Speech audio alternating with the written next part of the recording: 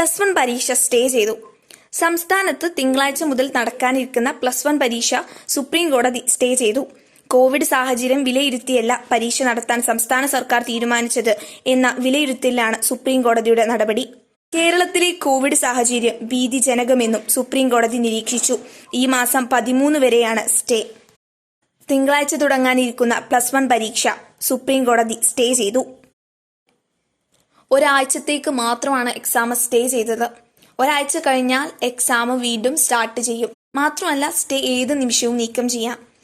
നീക്കിക്കഴിഞ്ഞ time table പോലെ തന്നെ exam നടക്കും. മറ്റൊരു പ്രധാനപ്പെട്ട കാര്യം കൂടി, ഈ സാഹചര്യത്തിൽ എക്സാം നടത്തണ്ട എന്നാണ് നമ്മുടെ സുപ്രീം കോടതിയുടെ വിധിയെങ്കിൽ നമ്മൾ എന്ത് ചെയ്യേണ്ടി വരും? +2ന്റെ കൂടെ +1 എക്സാം കൂടി എഴുതേണ്ടി വരും. ഏതായാലും ഒരു 1 വീക്കിന് നമുക്ക് ഡിസിഷൻ ഒന്നും പറയാൻ പറ്റില്ല. അപ്പോൾ എല്ലാവരും ഇപ്പോൾ എന്താ ചെയ്യേണ്ടതെന്ന് വെച്ചാൽ 1 വീക്കിലേക്ക് മാത്രമേ നമുക്ക് സ്റ്റേ ഉള്ളൂ.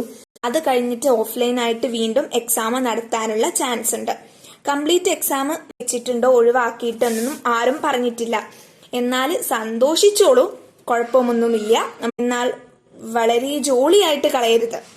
കാരണം സ്റ്റേ ഓർഡറേ വന്നിട്ടുള്ളൂ. ഇപ്പോൾ സന്തോഷിച്ചോളൂ, ബാക്കി വഴിയേ തീരുമാനങ്ങൾ ഗവൺമെന്റ് ഒക്കെ അറിയിക്കും. നമുക്ക് അതിനനുസരിച്ച് ചെയ്യാം. ചിലപ്പോൾ നിങ്ങളുടെ മോഡൽ എക്സാമിന്റെ മാർക്കോ നമ്മുടെ ഓൺലൈൻ എക്സാം അറ്റൻഡ് ചെയ്തതിന്റെ പെർസെൻറ്റേജോ വെച്ചിട്ട് +1 എക്സാം നടത്താൻ ആ ഒരു ബേസിൽ ചെയ്യാനും സാധ്യതയുണ്ട്.